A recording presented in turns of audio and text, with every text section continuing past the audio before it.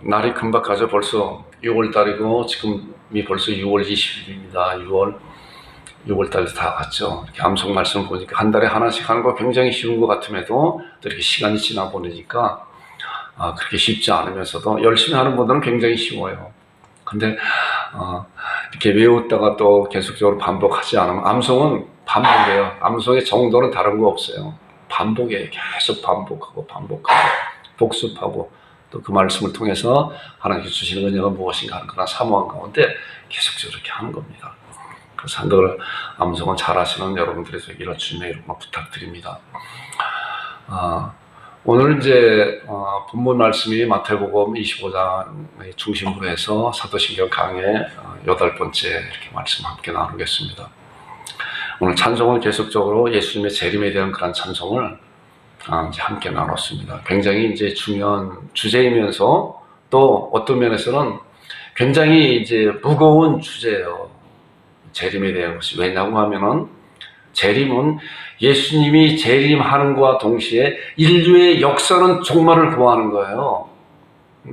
우리의 사람들도 마찬가지로 이 세상에서 아무리 평안하고 아무리 모든 물질이 넉넉하고 잘 산다고 하여도 모든 것이 예수님의 재림과 동시에 이제 다 마무리가 되었다는 그런 것이기 때문에 굉장히 무거운 주제이기도 하고 또 굉장히 중요한 이제 그런 주제이기도 합니다. 자, 우리 사도신경을 계속적으로 이제 말씀을 함께 이제 나눴잖아요. 성부 하나님, 성부와 성자와 성령 하나님을 믿습니다.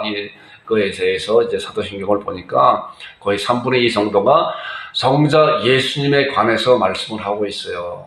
예수님에 관해서. 그래서 내가 주님을 사랑합니다. 주님을 고백합니다. 믿습니다. 그렇잖아요.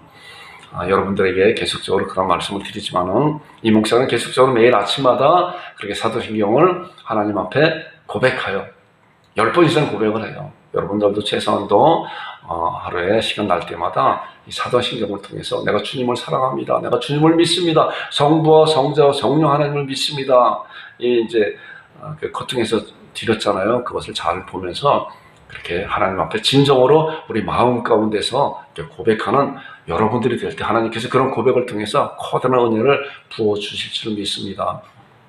자, 보니까 이제 성자 예수님에 관해서 이제 말씀을 하는데 성자 예수님에 관해서 지금 벌써 몇 번째냐고 하면은 6번째예요. 나의 유일하신 아들 한 번, 그 다음에 그는 성령으로 잉태되어 2번째, 본디오 빌라도에게 고난을 받고 또 장사된 지 4월 만에 하늘에 오르시어 해서 5번째고 오늘 거기로부터 살아있는 자와 죽은 자를 심판하러 오십니다. 거기로부터 살아있는 자와 죽은 자를 심판하러 오십니다. 굉장히 중요한 그런 이제 주제잖아요. 지금 말씀드린 것 같이 보니까 예수님의 이제 성자 예수님에 관해서 탄생, 고난, 죽음, 부활, 이제 승천까지는 지난주까지 같이 지난주죠. 지난주는 우리 한 목사님 오셔서 말씀 전해 주셨기 때문에 이제 마지막으로 재림입니다. 그렇기 때문에 예수님의 탄생과 재림까지는 한 사건이라고 그랬잖아요. 물론 시간적으로 이렇게 다른 그런 유지만은 그러나 이것이 하나라고도 그 안에서 빠지면 안 되는 그렇잖아요. 탄생이 없으면 어떻게 고난이 있어요? 죽음이 없으면 어떻게 부활이 있어요? 부활이 있기 때문에 승천이 있고 승천이 있기 때문에 재림이 있는 거예요. 그렇기 때문에 탄생과 재림과의 그런 모든 그런 안에 있는 것은 다 한 묶음으로서 한 사건이라고 이렇게 볼 수도 있습니다. 이 재림이 굉장히 이제 중요한 것이에요. 왜냐고 하면은 이미 탄생과 고난과 죽음과 부활과 승천은 이미 이루어진 사실이잖아요. 이루어진 사실이고 우리는 그러한 사실을 통해서 우리 주님께서 그렇게 하셨구나 그렇게 하셨구나 우리 성삼위 하나님께서 예수 그리스도 독생자를 이 세상에 보내주시고 본디오 빌라도의 고난을 받게 하고 그리고 십자가의 죽음을 통해서 그것이 끝나는 것이 아니라 부활 승천하셔서 이제 하나님 보좌에 우편에 계시고 이제 이제 이 세상에 다시 오신다고 약속한 것이 재림인데, 지 목사도 여러분들에게 그런 말씀을 자주 이제 드리잖아요. 재림의 신앙이 얼마나 귀한 것인가. 우리 믿음에 있는 사람들은 이 재림 신앙을 가지고 이 세상을 살아내는 거라고 그랬잖아요. 우리는 살아가는 것이 아니라 우리는 이 세상을 살아내는 겁니다. 살아내는. 하나님의 신앙을 가지고 믿음의 사람들은 뭐야? 오직 의인은 믿음으로 말미암아 살아내는 겁니다. 믿음으로 살아내는 거예요. 이 재림신앙이 바로 그런 신앙의 바탕을 두고, 그런 뿌리를 두고, 그 위에서 주께서 오시옵소서 이런 신앙을 하는 거잖아요.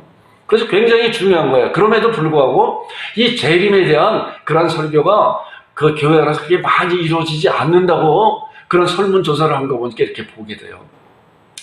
지난 주간에 이제 그 이 책 가지고 오신 우리 이제 그 지인 목사님께서 영화를 이렇게 주셨어요. 그래서 제가 그 영화를 한번 봤어요. 봤는데 이 재림에 대한 아주 귀한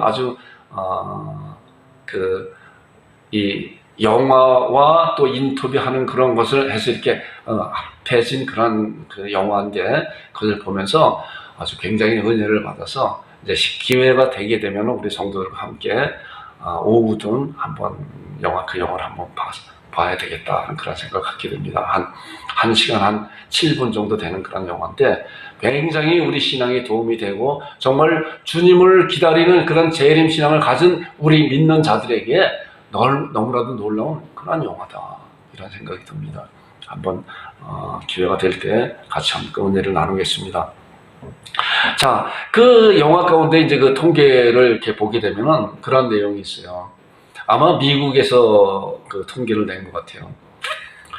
지금 현재 교회에서 언제 그 통계한 그 설문조사를 한 것인지는 잘 모르지만 뭐 최근에 있는 거겠죠. 현재 교회가 100%라고 하면은 교회 중에서 재림에 대한 설교를 그래도 하고 있는 그런 교회가 몇 프로냐고 하면 깜짝 놀랐어요. 제가 그걸 듣고. 너무나도 중요함에도 불구하고 2%밖에 안 된다는 거예요. 2%밖에.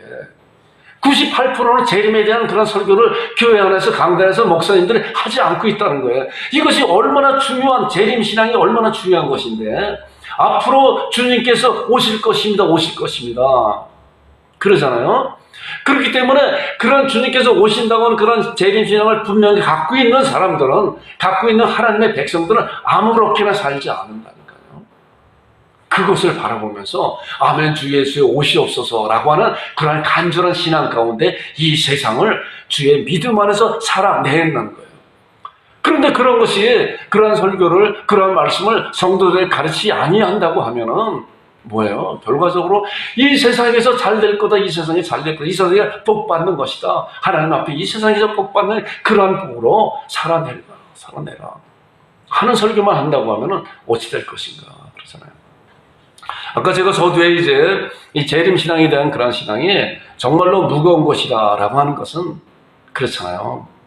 극단적인 표현에서 우리 인류 역사는 뭐예요? 끊어진 철로를 달리고 있는 거예요. 끊어진 철로를 달리고 있는데 어디서 끊어진지 알지 못하는 가운데 영원토록 펼쳐가고 있을 것이라고 이렇게 막연하게 희망에 부푼 생각을 가지고 있다는 거예요. 그러나 그렇지 않아요. 성경에 보면은 그런 말씀이 있어요. 성경에 보면은 이제 신학자들이 그거 이제 조사를 하셨나 봐요. 보니까 예수님의 처녀 탄생에 대한 그런 예언은 성경에 구약에 한 번 나온다고요. 그것이 이사야 7장 14절이잖아요. 처녀가 잉태여 아들을 낳으리니 그 이름을 임마누엘이라 하라. 이 한 번에 예언된 그 말씀이 약 2000년 전에 예루살렘 땅에서, 베들레헴에서 마리아를 통해서 이 땅에 성취됐잖아요. 그런데 예수님의 재림에 대한 그런 예언은 몇 번인지 아세요? 보니까 신약에 약 318번이라고 합니다. 300번 이상이 되었대요. 그걸 아마 신학자가 다 이렇게 찾아봤나 봐요. 구약에서는 몇 번 있었다고 하더라고요. 그러니까 그런 것을 대비하면서 이렇게 예수님의 동정녀 탄생이 한 번 이루어진 게 정확하게 이루어졌는데, 이 예수님의 재림의 다시 오심에 대한 그러한 그 예언이 이렇게 300번 이상 예언되어진 거가 반드시 일어날 것이다. 반드시. 그렇기 때문에 믿음의 사람들은 그런 것을 바라보면서 믿음의 신앙을 잘 다져주면서 재림 신앙을 갖고 이 세상을 살아내야 된다라고 하는 그런 말씀을 하고 있더라고요. 자, 보세요. 오늘 이제 사도신경 8번째 보니까 지난주간 전능하신 하나님 아버지 하나님께서 하나님 우편에 앉아 계시다가, 그리고 우편에 앉아 계시다가 거기로부터 살아있는 자가 죽은 자를 심판하러 오십니다. 오늘은 거기로부터 살아있는 자가 죽은 자를 심판하러 오십니다. 이 말씀을 함께 말씀을 통해서 은혜를 나눌 것입니다. 오늘 성경을 좀 많이 이렇게 찾아보고, 제가 주보에 여러분들에게 A4 용지를 이제 복사해서 이렇게 하나씩 드렸죠. 이거 잘 주중이든 또 다른 때라도 좀 갖고 계시다가 이 말씀을 잘 보면서 설교 중에 이 말씀 다 나올 것입니다. 그래서 이런 말씀을 잘 신앙으로 잘 다져지고 다 함송하지 않는다고 해도 우리가 말씀을 막연하게 그렇다 이렇게 하는 것보다 어느 절 어느 성경 말씀 몇 절에 그런 말씀이 있다라고 하는 것은 달라요. 이것이.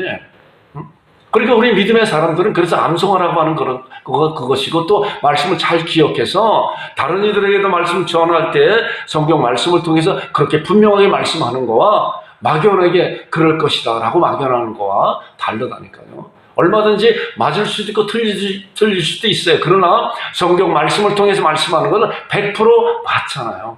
우리 그런 말씀을 잘 듣는 여러분들이 되기를 주님의 이름으로 부탁드립니다. 자,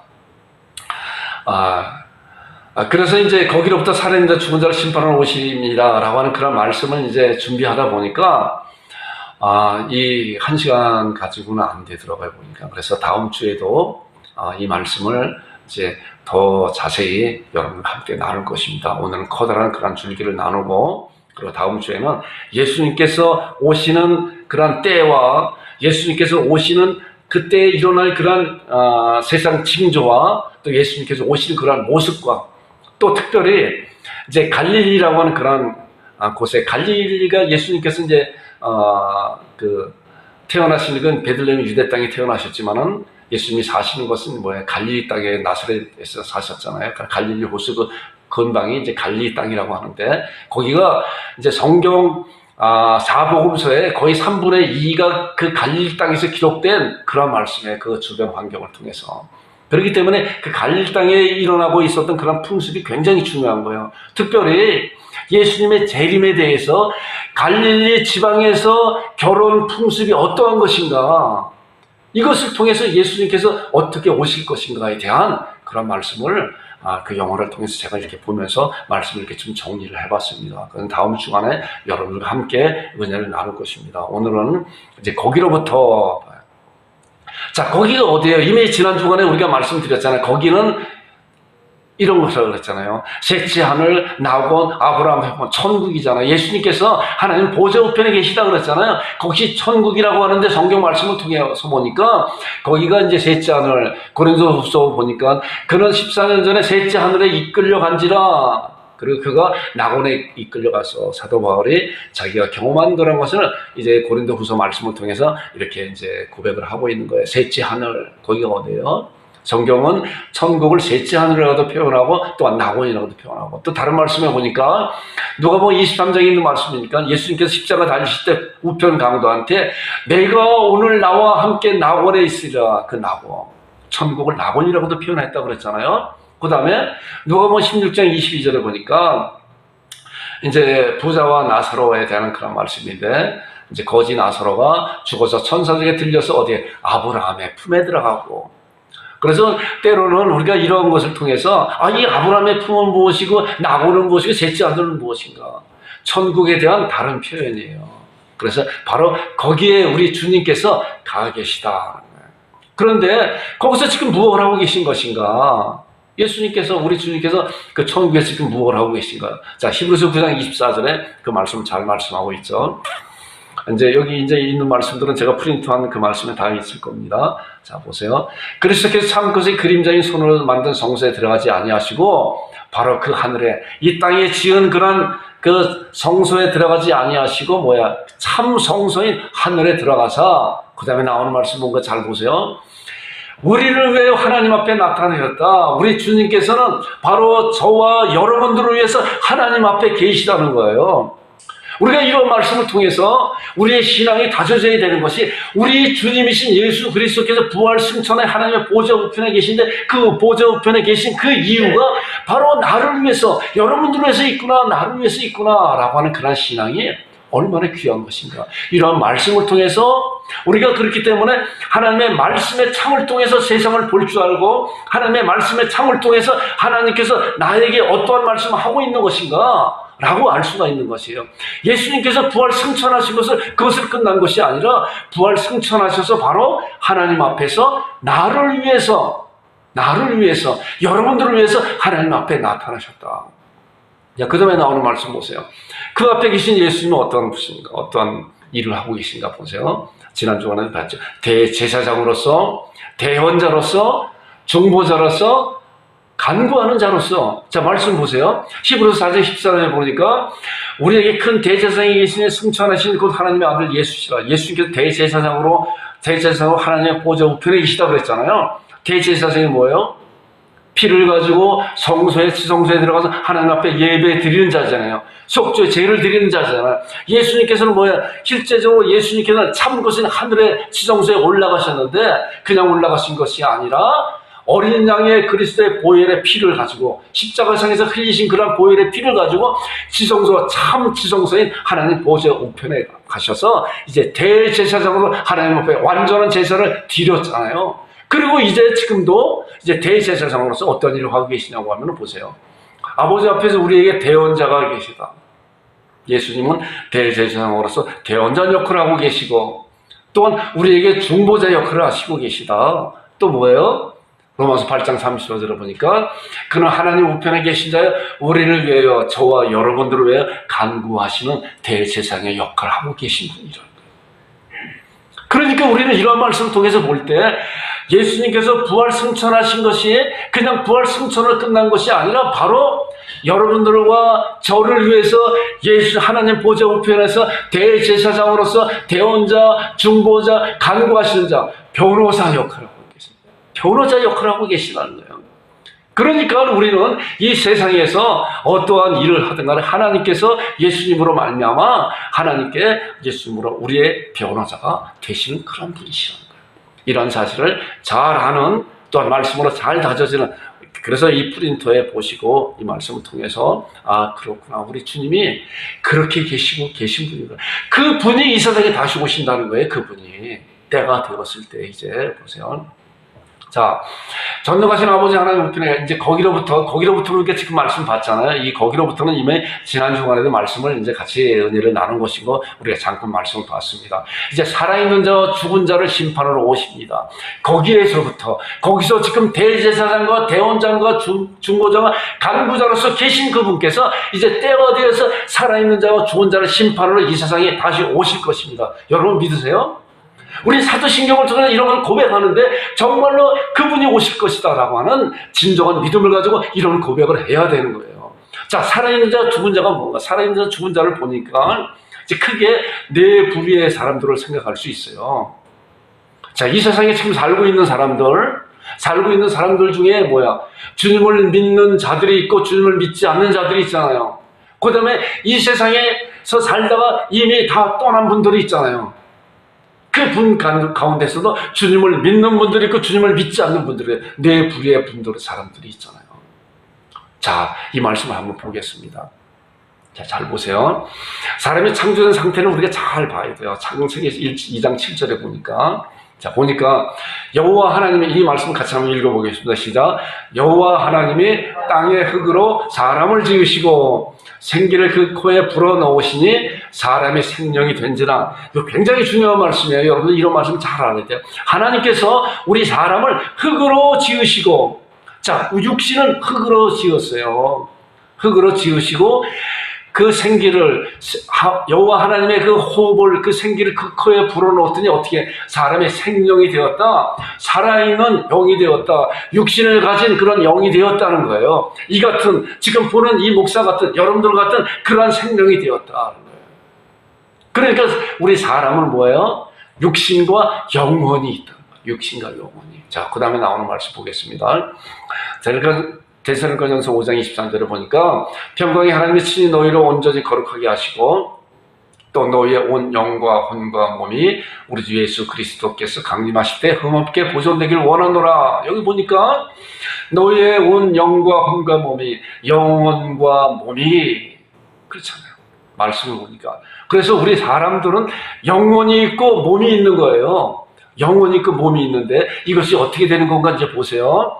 자, 고린도후서 5장 1절에 보니까 사람이 죽은 후에 그런 향방이 어떻게 될 것인가. 만일 땅에 있는 우리의 장막이 무너지면, 우리의 생명이 떠나가면이잖아요. 만일 땅에 있는 우리의 장막집이 무너지며 이 육신이, 이 흐러진 육신이 죽음을 당하게 되면은 어떻게 되는 것인가 보니까 하나님께서 지으신 집 곧 손으로 지은 것이 아니요 하늘에 있는 영원한 집이 우리에게 있는 줄 아느니라. 믿음의 사람들을 고백하는 거예요.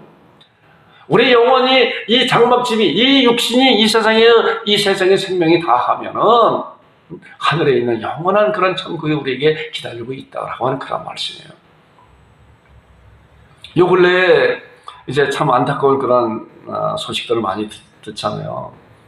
며칠 전에도 엄청난 큰 불이 나서 정말 귀한 그 소방관 한 분이 이렇게 생명을 잃어버리는 안타까운 그런 소식을 듣게 되고, 또 얼마 전에는 뭐 이런 재건축 쪽에서 건물이 무너져서 느닷없이 또 버스에 있는 많은 사람들이 한꺼번에 이렇게 생명을 잃어버리는 너무나도 정말 안타깝고 비통한 그런 소식을 이렇게 듣게 됩니다. 우리의 생명은 언제 갈지 모르는 그런 가운데 이렇게 있어요, 보니까. 그렇기 때문에 정말 이런 사실을 잘 이렇게 봐야 된다. 그럼에도 불구하고 굉장히 무거운 그런 주제에 대한 그런 말씀을 이렇게 나누는 거예요. 실제적으로 엄청나게 중요함에도 불구하고 많은 사람들은 영원토록 살 것 같이 이 세상에 살고 있는 것 같아요, 보니까. 그러나 그렇지 않아요, 보니까. 그렇지 않아요. 누구든지 간에 어떤 분들은 정말 질병 때문에 사형 선고를 받아서 뭐 한 달, 두 달 이렇게밖에 못 산다고 하는 그런 분들도 있는 반면에, 또 어떤 분들은 느닷없이 자기도 알지 못하는 가운데 이렇게 생명이 떠나가는 그런 것이 있잖아요. 그렇기 때문에 이 죽음에 대한 대비는 정말로 중요하고 귀한 것이다. 믿음의 사람들은 이런 것을 잘 알고 있어야 된다는 것입니다. 자, 창세기 3장 19절에 있는 말씀 보세요. 내가 흙으로 돌아갈 때까지 얼굴에 땀을 흘려야 먹을 것을 먹으니 내가 그것에 취함을 입었습니다. 너는 흙이니 흙으로 돌아갈 것이다. 자, 아까 보니까 창세기 2장 7절에 하나님께서 흙으로 사람을 만드셨다 그랬잖아요. 그리고 그 코에 생기를 불어오신 사람이 생명이 되었다라고 말씀하고 있잖아요. 네가 생명이 떠나갈 때 너는 흙이니 흙으로 돌아가다. 그 육신은 흙으로 돌아가는 것이에요. 자, 전도서 12장 7절에 있는 말씀 보니까 흙은 여전히 땅으로 돌아가고 그렇잖아요. 여기서 이제 분명하게 창세기 3장 19절에 나오는 그런 말씀을 덧붙여서 이렇게 설명하고 있는 말씀이잖아요. 흙은 여전히 땅으로 돌아가고 영은 뭐예요? 우리의 영혼을 그것을 주신 하나님께로 돌아간다. 자, 하나님께서 흙으로 사람을 만드시고 하나님께서 그 생기를 불어넣으셔서 사람이 되었다. 그렇기 때문에 이제 하나님의 때가 되었으니 그 영혼을 불러가시는 거예요. 자, 그 다음에 나오는 말씀 보겠습니다. 자, 누가복음 23장 46절에 나오는 말씀은 예수님께서 이제 십자가 달리시면서 이제 하나님 앞에 이제 고백하는 거예요. 말씀에 예수께서 큰 소리를 불러 이르시되 아버지여 내 영혼을 아버지 손에 부탁합니다 하고 이 말씀 후에 숨지시니라. 내 영혼을 하나님 앞에 부탁합니다. 예수님도 우리의 육신을 입고 이 세상에 오셨잖아요. 그 영혼을 부탁합니다라고 하나님 앞에 고백하는 그런 말씀을 보게 됩니다. 사도행전 7장 59절에 나오는 말씀은 스데반 집사가 돌에 맞아 죽는 그런 장면인데, 마지막에 스데반 집사가 하나님 앞에 간절히 이렇게 고백하는 그런 말씀이 나와요. 그들이 돌로 스데반을 치니 스데반이 부르짖어 이르되 주 예수여 내 영혼을 받으시옵소서.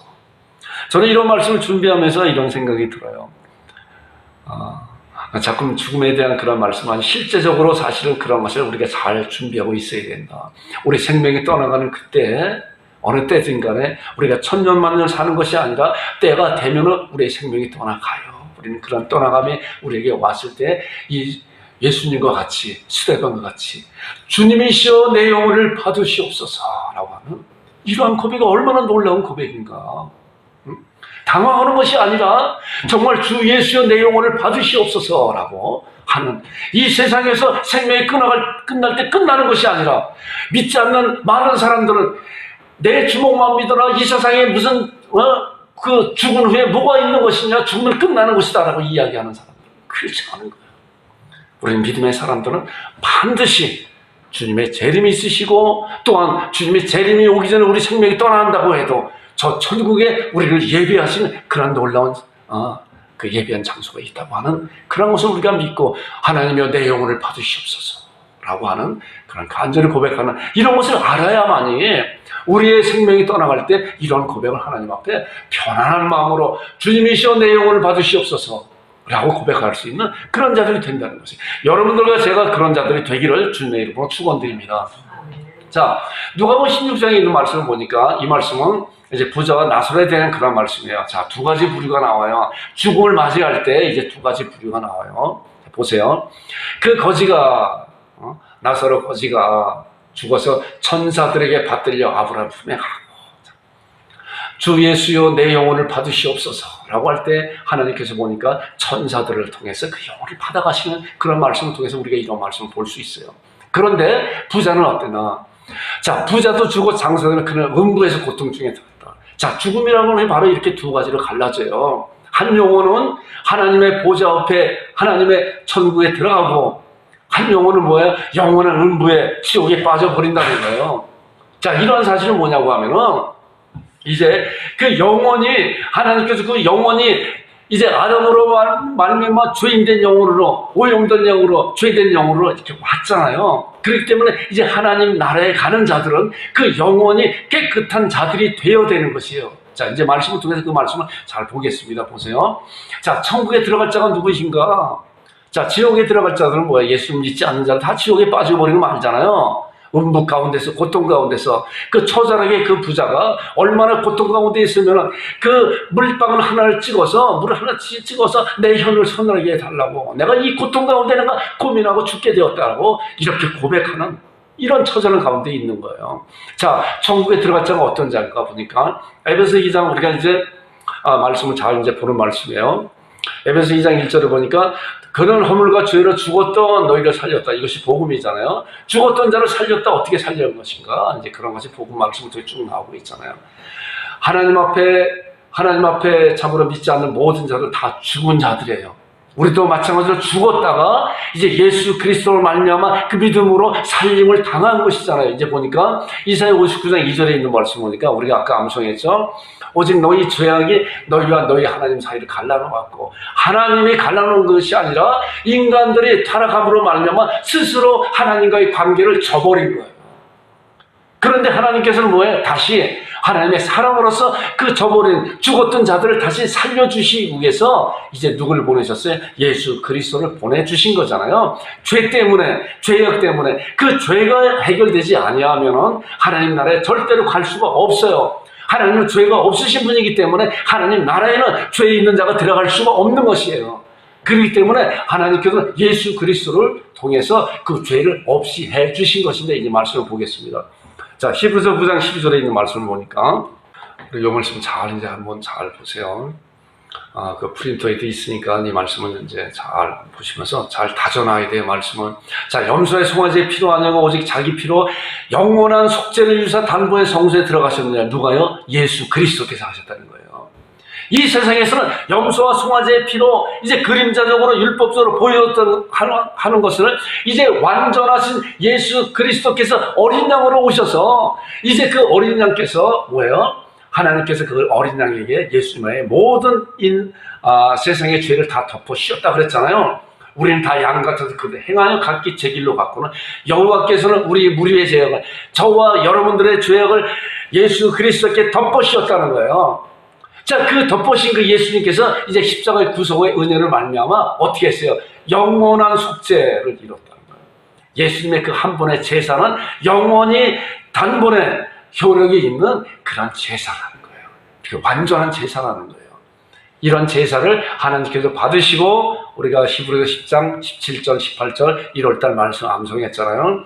그들의 죄와 그들의 불법을 내가 다시 기억지 아니하여 하셨으니 이것들을 사셨으니 다시 죄를 위해 제사 드릴 필요가 없다라고 말씀으로 선포하고 있는 거예요. 하나님께서는 이제 예수 그리스도께서 완전하게 온전한 제사를 받으시고 맞다 네가 완전한 제사를 드렸기 때문에 이제 이 세상에 죄가 없다라고 하는데, 그 죄 없다라고 하는 그런 선포된 약속을 믿는 자들이 바로 하나님의 자녀가 되고 죄가 없는 자가 되는 거예요.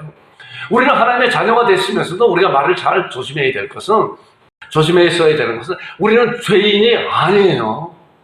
우리는 하나님 앞에 죄인이 아니라는 거니까. 왜? 하나님께서 예수 그리스도로 말미암아 그 죄를 다 용서해 주셨기 때문에. 그런데 우리가 많이 착각하고 있는 것이, 많이 이런 데서 정말 이렇게 혼동하고 있는 것이, 이 목사도 그랬어요. 여전히 하나님의 자녀이면서도 우리에 나타나는 그런 죄가 어떻게 되는 것인가? 여러분들에게 그런 말씀 많이 드렸잖아요. 이제 말씀을 보세요. 자, 에베소 2장 8절 9절에 보니까 예수께서 이렇게 해놓으신 그런 사실을, 이제 하나님께서 너희 죄와 너희 불법 다시 기억지 않는다, 다시 죄를 기억지 않고 다시 제사를 드릴 필요가 없다. 에베소 2장 8절 9절에 너희가 그 은혜를, 그러한 놀라운 은혜로 말미암아 믿음으로 말미암아 이제 구원받았다, 하나님의 자녀가 됐다. 이것이 너희에게서 난 것이 하나님의 선물이야, 행위에서 난 것이 아니 이는 누구든지 자랑치 못하게 하려 함이라 라고 하는 거예요. 이것이 바로 하나님께 주신 그런 놀라운 은혜. 그 은혜가 뭐예요?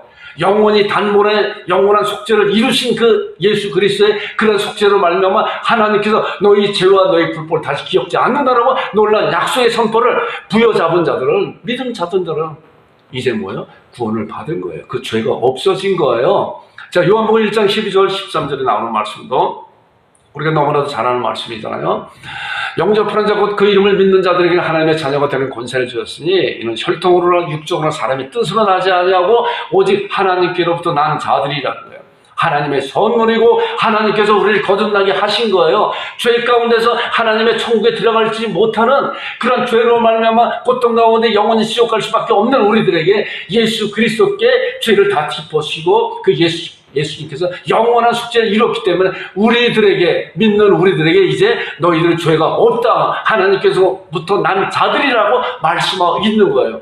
여러분들 하나님께로부터 났어요? 하나님께로부터 난 자들이에요. 믿음에 있는 자들은. 우리가 말씀을 통해 그런 사실을 잘 봐야 돼요. 자, 이제 보세요. 또 로마서 3장 24절에 보니까 이 목사도 이런 말씀을 통해서 우리는 의인이다라는 거예요. 우리가 의인이라고 하는 것은 왜 의인인가? 하나님께서 말씀을 통해서 우리를 의인이라고 칭해 줬기 때문에 의인이에요.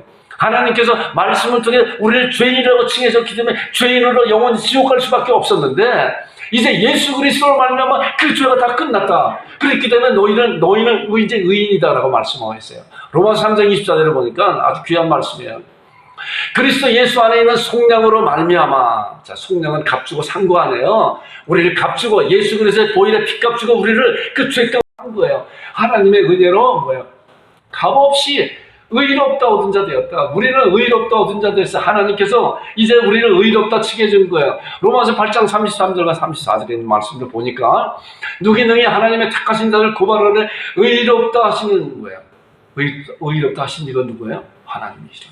누가 너를 정죄하며, 누가 너를 죄인이라고 취급하느냐?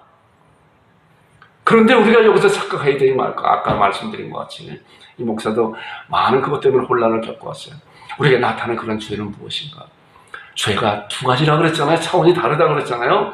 하나님의 자녀가 되기 이전에 짓는 그런 죄는 다 지옥 가는 죄예요. 하나든 100개든 1000개를 짓든 간에 죄인으로 말미암아 죄인된 죄인으로 말미암아 나타난 죄이기 때문에 다 지옥 가는 죄인데, 이제 예수 그리스도로 말미암아 그 지옥 가는 죄라서 우리가 거듭난 자들은, 구원받은 자들은, 죄 용서함 받은 자들은 이제 그 지옥 가는 죄가 없다는 거예요. 그런데 하나님의 자녀가 돼도 이제 뭐예요? 죄 짓잖아요. 때로는 이 죄와 이 죄는 다른 거예요. 이것도 구분할 줄 알아야 돼요. 아주 말씀 가운데 저 요한복음 13장에 잘 말씀하고 있는 거가, 예수님께서 이제 제자들의 세적식을 행하고 있잖아요. 다 발을 닦이는데 베드로까지 왔어요. 베드로가 왔을 때 베드로가 주님이시여, 제 발을 씻지 못합니다. 그랬더니 예수님께서 뭐라고 하세요? 내가 발을 씻지 않으면 나와 상관이 없다. 그랬더니 베드로가 그럼 내 손과 머리까지 씻어달라고. 그랬더니 예수님께서 뭐라고 그러셨죠? 이미 목욕한 자는 발밖에 씻을 것이 없다. 우리는 이미 목욕한 자예요. 목욕한 자는 뭐예요? 의인이라는 거예요. 의인이라는 거예요. 그렇기 때문에 하나님의 백성들은 죄인이 아니에요. 의인이죠. 하나님께서 우리를 의롭다 칭해 주었기 때문에. 그래서 우리는 이러한 단어를 분명히 그러한 거에 대해서 잘 분별할 줄 알아야 돼요. 죄인과 의인이 무엇인가? 하나님의 자녀도 죄를 지어야, 그러나 뭐예요? 그 죄는 발밖에 씻을 필요가 없다라고는 그런 죄예요. 다시 목욕하는 그런 죄가 아니라는 거예요. 그런 차원에서 그런 죄라는 것을 우리가 잘 신앙으로 다져지는 여러분들과 제가 되기를 주님의 이름으로 축원드립니다. 자, 로마서 5장 1절에 보니까 그러므로 우리가 믿음으로 의롭다 하심을 받았으니 하나님과 더불어 화평을 누리자 하잖아요. 자, 믿음으로 의롭다 하심. 계속적으로 성경은 우리를, 하나님의 백성된 자들을 의롭다 칭해주고 있어요. 그런데 겸손한 것 같이 우린 죄인입니다 라고 하는 것은 오히려 하나님의 말씀을 부정하는 거나 마찬가지예요. 우리가 말씀을 잘 봐야 돼요. 그래서 자, 빌립보서 3장 9절에 나오는 말씀을 보니까 내가 가진 의인은 율법에 난 것이 아니요, 자, 내가 가진 의인은 율법에 난 것이 아니라 오직 그리스도를 믿음으로 말미암은 것이니 곧 믿음으로 하나님께로부터 난 의라. 내가 가진 의인은, 그렇잖아요. 사도 바울도 내가 가진 의인은 율법으로 한 것이 아니라 하나님께로부터 난 의이다. 이렇게 나는 하나님 앞에 의인입니다. 이런 의인만이 하나님의 나라에 갈 수 있는 거예요. 천국에 갈 수 있는 거예요. 그렇기 때문에 우리는 말씀을 잘 봐야 돼요. 그렇게 하면서도 천국에 갈 수 있는 자이면서도 말씀을 잘 알지 못하면은 사단이 여러 가지로 흔들려서 우리의 신앙을 넘어뜨린다니까요. 우리는 이런 말씀을 통해서 잘 알 때 어떠한 상황이 오더라도 우리는 말씀으로 그 사단 마귀를 대적할 수가 있어요. 그렇기 때문에 말씀을 잘 알아야 된다는 것이에요. 자, 이제 마지막으로 이제 심판으로 오십니다. 심판으로. 자, 심판이 무엇인가? 심판. 이제 살아있는 자와 죽은 자가 어떤 것인지 우리가 말씀을 봤잖아요. 심판으로 오십니다. 자, 심판자이신 이제 예수님의 권세가 있어요. 요한복음 3장. 자, 심판자는 뭐예요? 권세가 있어야 되잖아요. 그래, 권세가 이 세상을 심판할 수 있잖아요. 말씀 보니까 요한복음 3장 35절에 보니까 아버지께서 아들을 사랑하사 만물을 다 그의 손에 주셨다. 만물이 뭐예요? 온 우주 가운데 있는 모든 것을 아들 예수 그리스도께 주셨다. 그 예수님께서는 마태복음 28장에 보니까 뭐야? 예수께서 나와 말씀하여 이르시되 하늘과 땅의 모든 곳을 내게 주셨으니 하늘과 땅의 모든 곳을 가지셨잖아요. 온 우주를 그 손에 주시고 거기에서 권세를 행하는 그런 권세도 예수님께서 주셔서 이제 그분만이 이 온 세상을 심판하시는 심판주로 오신다는 거예요. 그분이 이제 오시잖아요. 예수님께서 이제 재림하시는 목적이 뭐예요? 우리 그랬잖아요. 우리 사도신경에 보니까 거기로부터 살아있는 자와 죽은 자를 심판하러 오시는 거죠. 심판하러. 예수님이 재림하시는 건 심판하러 오시는 거예요.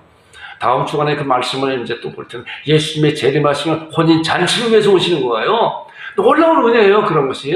이게 요한계시록에 나오는 그런 말씀인데 그건 다음 주간에 같이 한번 말씀을 통해 은혜를 나눌 거예요. 자, 이 말씀을 보니까 예수님께서 이 세상에 오신 건 산 자와 죽은 자를 어떻게 해요? 심판하러 오신다고 그랬잖아요. 자, 심판이 뭔가 보세요. 데살로니가 4장 우리 잘 아는 말씀이죠. 주께서 호령과 천사장의 소리에 하나님의 나팔을 친히 하늘로부터 쫓아 강림하시니 이 세상에 오실 것이니 하나님의 나팔로 그리스도 안에서 죽은 자를 먼저 일어나 그 위에 우리 살아남은 자도 그들과 함께 구름수를 끌어올려 공중에서 주를 영접한다. 이런 말씀이 쭉 나오고 있는 말씀이에요. 자, 주께서 호령과 천사장의 소리에 하나님의 나팔로 온 우주 가운데 모든 이들이 다 알 수 있는 그런 나팔로 이제 이런 말씀을 보면서 그런 생각이 들더라고요. 저는 여러분들한테 그 말씀 드린 것 같아요. 전쟁 가운데 이제 승리한 그런 그 군사들이 이제 본국으로 돌아오잖아요. 전쟁에 승리해서. 그래서 본국에 있는 많은 백성들이 나와서 환영하고 나팔 부고 정말 승리한 그런 자들에게 영광 돌리고 정말 그렇게 환호하고 가잖아요. 그래서 그 승리한 백성을 정말 감사함으로 기쁨에 넘쳐서 용맹하게 그렇게 이제 본국에 돌아가잖아요. 그런데 거기에 끌려오는 포로들은 어때요? 똑같은 나팔 소리와 환호 소리를 들으면서 이 포로들은 뭐예요? 저주의 소리요. 이 포로들은 뭐예요? 죽음의 소리라는 거예요. 마찬가지예요.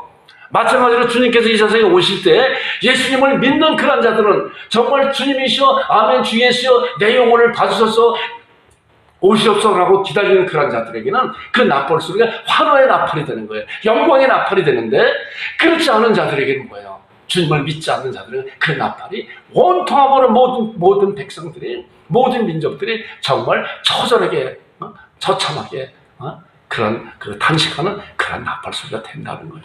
여러분 이런 사실을 잘 알고 잘 믿음으로 신앙으로 잘 다지는 여러분들이 되기를 주님의 이름으로 부탁합니다.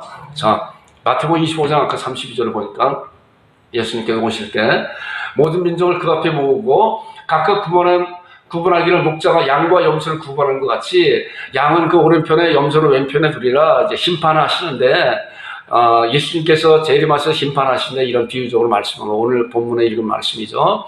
양과 염소를 구분한다. 양은 오른편, 염소를 왼편에 둔다. 그러면서 25장의 34절과 41절을 보니까 이제 오른편에 있는 자들의 내 아버지께 복받을 자들여 창세로부터 예비된 날을 상속받으라. 그런데 왼편에 있는 자들은 뭐예요? 왼편에 있는 자들에게 저주를 받은 자들아 나를 떠나 마귀와 그 사자를 위해 예비된 영영한 불에 들어가리라. 심판은 뭐예요? 두 가지예요. 먼저는 하나님 나라에 들어가는 칭찬하는 그런 심판이 있고 나머지 뭐예요? 나머지 심판은 영원히 지옥 가는 그런 심판이에요. 다른 말씀을 또 보겠습니다. 계시록 20장에 나오는 말씀은 이제 백보자 심판대에서 예수님께서 심판하신 그런 모습을 이제 보는 거 잘 말씀하고 있어요. 또 내가 보니 죽은 자들이 큰 자나 작은 자나 그 보좌 앞에 서 있는데 책들이 펴 있고 또 다른 책이 펴졌으니 곧 생명책이라. 자, 책들이 있고 다른 책, 생명책이 있고 생명책은 아마 한 권인가 봐요. 보니까 다른 책들이 많이 있어요. 보니까. 그래서 죽은 자들이 자기 행위를 따라 책들에 기록되는 심판을 받으니 자기 행위에 따라 심판을 받으니 각 사람이 자기 행위대로 심판을 받고 사망과 음부도 불못에 던지 이것 둘째 삼아 곧 불못이라. 누구든지 생명책에 기록되지 못한 자는 불못에 던지라. 자, 우리가 생명책에 기록되는 건 뭐예요? 하나님의 자녀가 된 자들, 거듭난 자들, 구원받은 자들, 이런 모든 자들이 다 생명책에 기록된 자들이에요. 이런 자들 외에는 다 불못의 영원한 지옥에 빠지는 그런 심판을 받는다는 거예요. 자기 행위에 따라서 지옥 가운데서도 형벌의 그런 그 차등이 있는 거예요. 이것이 백보자 심판이라고 하고 우리 하나님을 믿는 그런 자들도 이제 하나님의 심판대에 서요. 자, 고린도전서 이제 3장에 나오는 말씀 보니까 금이나 은이나 보석이나 나무나 풀이나 집으로 이토에 세우면 각각 공력이 나타날 터인데 그날의 공력을 발휘하리니 이는 불로 나타내고 그 불이 각 사람의 공력이 어떠한 것을 알게 하려 함이라. 누구든지 그 위에 세운 공력이 그들이 있으면 상을 받고 누구든지 그 위에 세운 공력이 불타면 해를 받으니 자기는 구원할 때 불 가운데 얻은 것 같으니라. 이런 말씀이 바로 하나님께서 이제 하나님의 심판대 로마서 14장에 나오는 말씀은 하나님의 심판대에 서리라라고 하는 그런 말씀인데 하나님의 백성들도 이제 이 세상에서 하나님께서 주어진 그런 삶 가운데서 어떻게 살아내는 거에 따라서 불 가운데서 구원 얻은 자들이 있고 하나님의 상급으로 정말 풍성한 은혜를 받는 자들이 있다는 거예요. 이것이 말씀의 가르침이에요. 자, 그러면서 이제 다음에 나오는 말씀 보니까 데살로니가 후서 1장에 나오는 말씀 보세요. 하나님을 모르는 자들과 우리 주 예수의 복음에 복종하지 않는 자들에게 형벌을 내리니 이런 자들은 주의 얼굴을 떠나 그의 힘의 영광을 떠나 영원한 멸망의 형벌을 받으리라. 영원히 지옥 갈 수밖에 없는 예수님의 복음을 복종치 않는 자들에게, 믿지 않는 그런 자들에게 이러한 일이 있다는 거예요. 그것이 뭐예요? 아까 말씀드린 것이 끊어진 철로를 달리고 있는데 그때 주님이 오시는 그날에 온 인류 역사는 종말을 거하는 거예요. 이것이 하나님께서 주신 그런 놀라운 재림에 대한 약속임에도 불구하고 이런 약속을 우리는 잘 붙들지 않고 있다는 거예요. 심각하게 우리는 생각을 해봐야 돼요. 이런 거에 대해서. 우리 개인의 종말도 있고 인류의 종말도 있잖아요. 자, 잘 보시기 바랍니다. 자, 요한복음 5장 24절에 보니까 내가 진실로 너에게 이르노니 내 말을 듣고 또 나 보내신 이를 믿는 자는 영생을 얻었고 심판에 이르지 아니하나니 예수님을 믿는 자들은 백보자 심판에 이르지 않아요. 거기는 심판받고 영원히 지옥 가는 자들인데 생명책에 기록된 자들은 그 심판을 받지 않아요. 하나님 심판대에 있겠지만은 영생을 얻고 심판에 이르지 않으니 사망에서 생명으로 옮겼다라는 거, 옮겼다. 여러분들과 제가 정말 사망에서 생명으로 옮긴 굳건한 믿음의 신앙을 갖는 여러분들과 제가 되기를 주님의 이름으로 축원드립니다. 자, 그 다음에 보니까 그들은 이제 마태복음 25장 46절에 오늘 본문의 마지막 말씀이죠. 자, 믿지 않는 자들은, 왼편에 있는 염소들은 뭐야? 영벌에, 또한 의인들은, 하나님의 백성들은 생명책에 기록된 자들은, 구원받은 자들은, 거듭난 자들은 뭐예요? 영생에 들어간다. 예수님이 오시는 그때 영벌이냐 영생이냐 분명히 갈라지거든요. 그런데 우리는 걱정하지 않아야 될 것은 예수님을 주님으로 고백한 자들은 뭐예요? 아까 말씀드린 것 같이 우리 죄가 하나님께서 다 갚아주셨기 때문에 예수님으로 말미암아 우리는 하나님 앞에 의인된 자들이기 때문에 우리는 영생이만 있어요. 영생. 그러니까 우리 개인적으로 우리의 죽음이 오늘이든 내일이든 우리가 알지 못하는 그런 순간에 올지라도 뭐예요? 우리는 하나님 앞에 내 영혼을 받으시옵소서라고 고백할 수 있는 그런 믿음의 사람들이 된다는 거예요.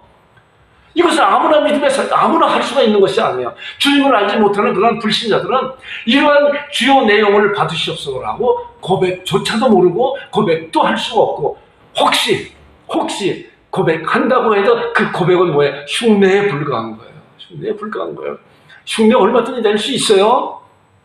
마태복음 7장 21절에 그러잖아요. 나더러 주여 주여 하는 자는 다 천국에 들어갈 것이 아니에요. 주님이라고 부른다고 천국 들어가는 것이 아니에요. 다만 하늘에 계신 내 아버지의 뜻대로 행하는 자에 들어가려. 그 뜻이 뭐예요? 예수 그리스도로 말미암아 구속의 은혜를 믿음으로 내가 주님의 자녀가 됐다고 하는 그런 놀라운 고백하는 그러한 자들에게 하나님께서 이제 영원한 생명에 들어가는 그러한 것입니다. 그러한 자들은 이제 예수님께서 오시옵소서라고 재림의 시행을 굳건히 다져지는 그러한 자들이 될 것입니다. 여러분들과 제가 그런 자들을 되기를 주님의 이름으로 축원드립니다. 이제 우리가 이제 고백할 때 그래서 하늘에 오르시어 전능하신 아버지의 하나님 우편에 앉아 계시다가 뭐예요? 거기로부터 그렇죠? 지금 쭉 말씀드렸죠? 살아있는 자와 죽은 자를 말씀하셨죠? 심판하러 오십니다. 이렇게 신앙 고백할 때 지금 말씀드린 것 같이 그런 생각을 갖고 그런 신앙을 갖고 거기로부터 주님께서 거기에 계신 주님께서 하나님 보좌 우편에 대제사장이요 대원자요 중보자 간구자로 계신 그분께서 이제 때가 돼서 이 세상에 오실 때 심판을 오실 때 나는 영벌이 아니라 영생에 들어갑니다. 네 주여 주 앞에 감사드립니다. 어서 오시옵소서 라고 간절히 고백하는 여러분들과 제가 되기를 주님의 이름으로 축원드립니다. 합심기도 이렇게 하겠습니다. 사도신경 고백을 통해서 우리의 기도의 용서가 되게 해달라고 이 말씀을 통해서 여기 글을 보고 하나님께 기도하겠습니다. 하나님 아버지 감사합니다. 아버지 하나님 우리 사도신경 고백을 통해서 굳건한 믿음 갖게 해주시고 말씀을 잘 다져지게 하여 주셔서 하나님 앞에 온전히 아버지 하나님 참으로 쓰임받는 하나님 아버지 그런 자녀들 되게 하여 주시고 주님이 오신 그날까지 하나님의 말씀으로 살아내는 아버지 하나님 그런 자가 되게 주여 인도하시고 하나님 앞에 기도의 용사로 세워주시옵소서. 우리 온 성도를 말씀을 붙잡고 하나님 앞에 기도할 수 있는 기도의 용사로 주여 세우시고 인도하여 주시옵소서. 하나님 아버지 우리 온 성도를 가정 위에 하나님께 은혜 가운데 인도하여 주시고 이끌어 주옵소서. 아버지 하나님 넉넉함으로 차고 넘치게 하여 주시고 하나님 앞에 영광 돌리고 아버지 하나님만을 바라보고 나오는 귀한 가족으로 삼아주시게 인도하여 주옵소서. 우리 권세역 성도 미국에서도 하나님만을 바라보고 나가게 하여 주시고 온 가족이 하나님 아버지 참으로 지켜보아 주셔서 주님 오신 그날까지 주 앞에 감사와 찬송과 영광 돌리는 우리 권세역 성도 가정이 되게 주 인도하시고 이끌어 주옵소서. 아버지 하나님 우리 노아연이 김수호 김규민이 아버지 우리 양육창께 귀한 미치고 어린이로 삼아주셨사오니 말씀 안에서 믿음으로 건강하게 잘 자라서 하나님 앞에 귀하게 쓰임받고 우리 양육창에게 큰일 흔들 수도 주어 도와주시고 인도하여 주시옵소서. 이끌어 주옵소서. 하나님 감사합니다. 아버지 앞에 영광 돌려옵니다. 인도하시고 하나님 아버지 도와주시고 이끌어 주옵소서. 예수님의 이름으로 기도 올려옵나이다. 아멘.